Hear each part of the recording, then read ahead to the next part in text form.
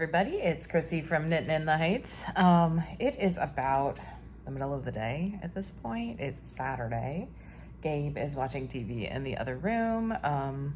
I put out some healthy options for him. He's only eaten some of the healthy options. Yeah, so this is gonna be a long process, but you know, trying to get him to eat some different things. I've been knitting mostly this morning and really taking it easy. I woke up like at 4:30 in the morning. My cats were headbanging the door to get me to let them in, and I had to go to the restroom anyway. So I got up, went to my business, came back, just let the cats come in. But eventually I did fall back asleep within the hour, probably within a half an hour, and I was able to sleep almost till 8 o'clock this morning. That felt luxurious. It was so nice. So yeah, I've been knitting. I was working on my Halloween socks. I'll show you them later. Gabe's upset about something. I don't know what. But I'll show you those later.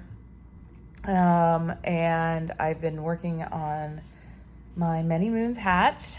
And here it is. I finished the rib. It's kind of hard to see because I have it on. I'm doing magic loop, even though it's my least favorite method of knitting, and it's simply because that's what I have in these sizes, but yeah, I started the color work and you could just kind of see a little tiny bit.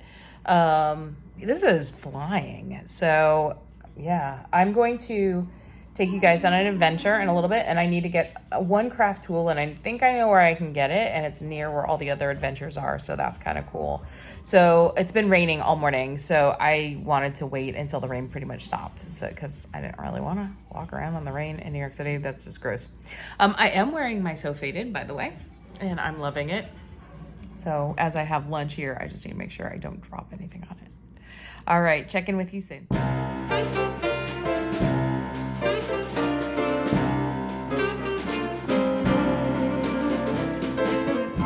When your legs don't work like they used to before,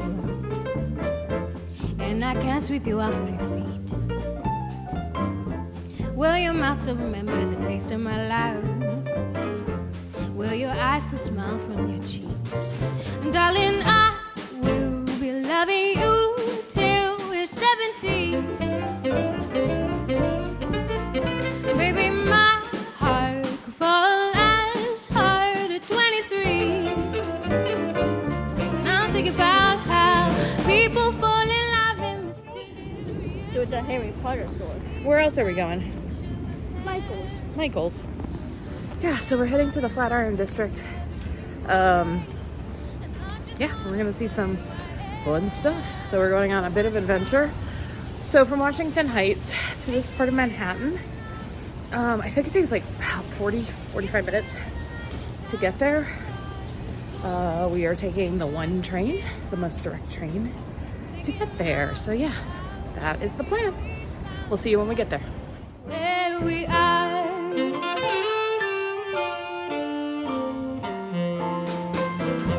where my ears are begun and my memory fades, and the crowd don't remember my name,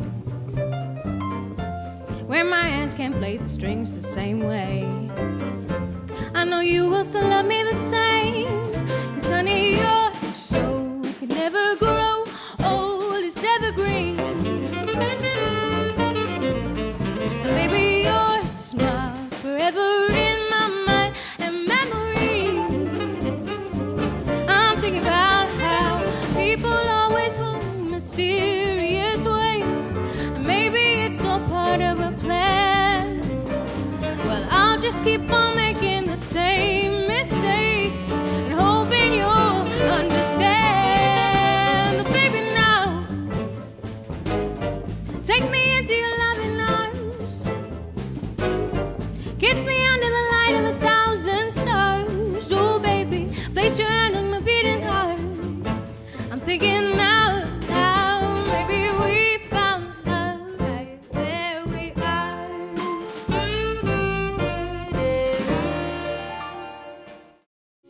The mood is right, the spirit's up. We're here tonight, and that's enough. Simply having a wonderful Christmas time.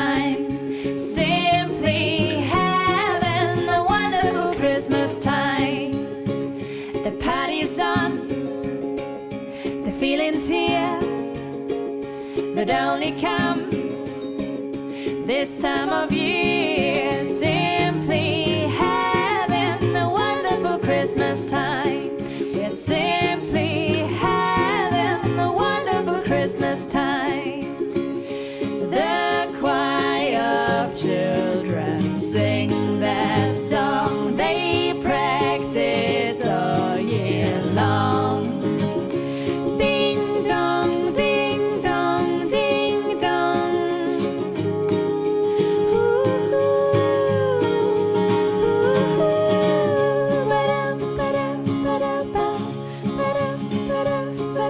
simply having a wonderful Christmas time.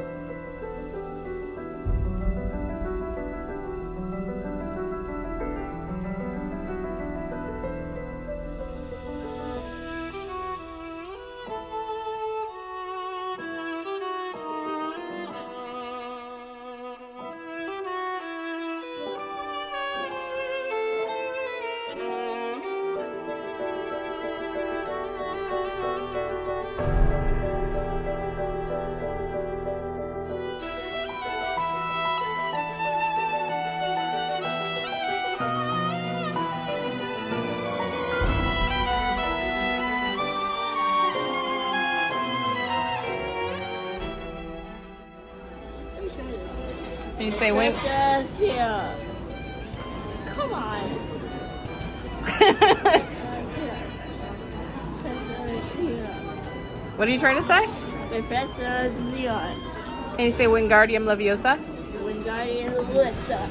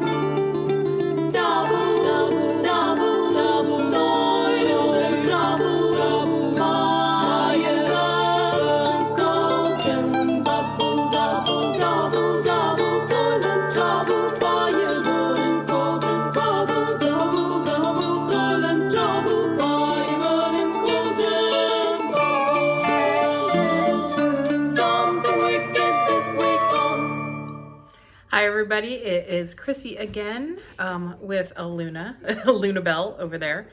So I'm about to make dinner. We've been home for a little bit. I've been video editing. Boy, does it take a while.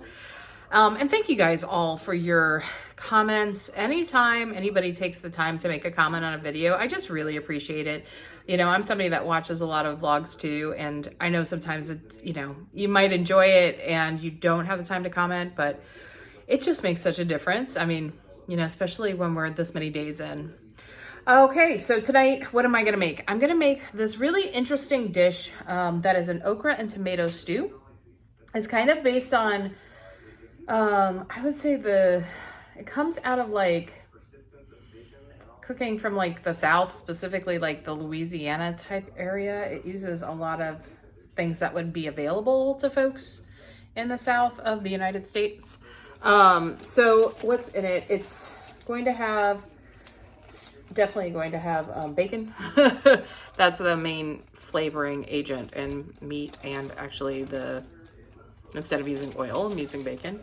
Okra. I had okra at the grocery store, and some people don't like okra, and that's totally fine. I know it has it can have a slimy consistency, but in this particular dish, it's not slimy at all. It's silky. It's actually really good. I have some tomatoes I need to use up, and I also have a humongous onion. I'm probably going to just use half of it because that's too much onion for this dish. And I think there's some garlic in it, and I'll be adding some dried thyme, salt, pepper, and then serving it over rice. And it is very, very tasty. I'm not going to use all the bacon that I have. I'm going to probably use about half of it. The other half I'm going to save for a dish I'm going to be making in the next couple of days. I'm going to be making pierogies with green and red cabbage with bacon and apples and probably the rest of this onion. So yeah. So we're doing a lot of home cooking this month. So that's exciting. So I'll let you watch me prepare it. All right, see you in a minute. Oh, and I forgot to say, I got in a really nice thing I just ordered from Amazon last night. It is a mug tree. I didn't realize I needed this, but I need this because I just ordered 3 new mugs that are really nice.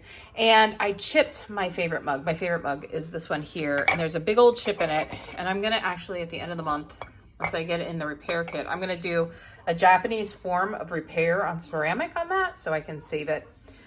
But yeah, I'm very excited to have that.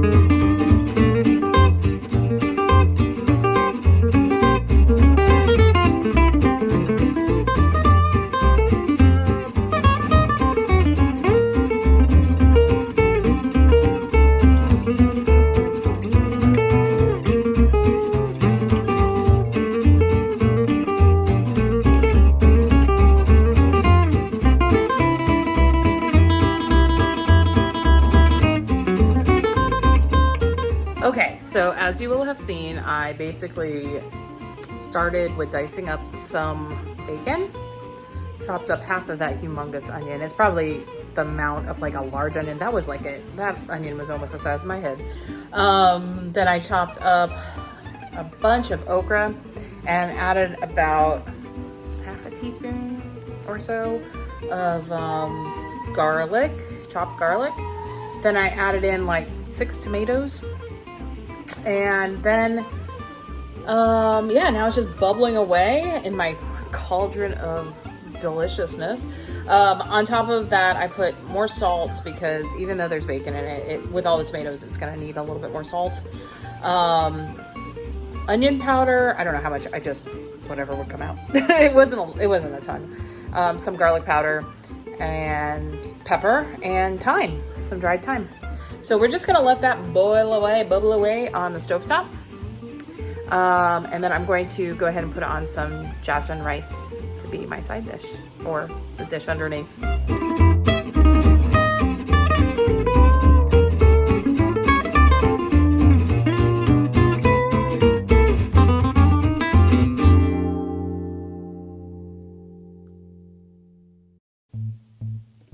Located between 7th and 8th Avenue on West 23rd Street is the beautiful, newly restored Hotel Chelsea. This hotel has a grand history in New York City and has served as an art colony for some of the most creative people that have ever lived in New York. Mark Twain is known to have frequented the building in the early 1900s. It also attracted people like Virgil Thompson, who was a famous American composer, and poet Dylan Thomas. Dylan Thomas died when he was staying in this building. And it is thought that his spirit is one of the many spirits that inhabit this building. In the 1960s and 1970s, this hotel became a haven to artists. And it housed many, many people, such as Sid Vicious from the Sex Pistols. His girlfriend, Nancy, was found murdered in the hotel, and her spirit is thought to possibly continue to inhabit it. It is believed that Sid Vicious stabbed his girlfriend after he got a little too high after a party. Another spirit who is thought to inhabit the building is Mary.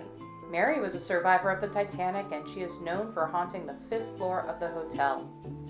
Mary had lost her husband when the Titanic sank, and she survived. Mary became very depressed and distraught, and she could never really adjust to life after the ship had sunk. So she hung herself in the room on the 5th floor. Another ghost that seems to inhabit this building is called the Severed Hand Ghost, and her name is Nadia. She cut off her right hand at one point, and her ghost is seen trying to re-enter the building. Please see below for a link to a recent ghost hunt at the Hotel Chelsea if you want to learn more all about the ghosts and spirits.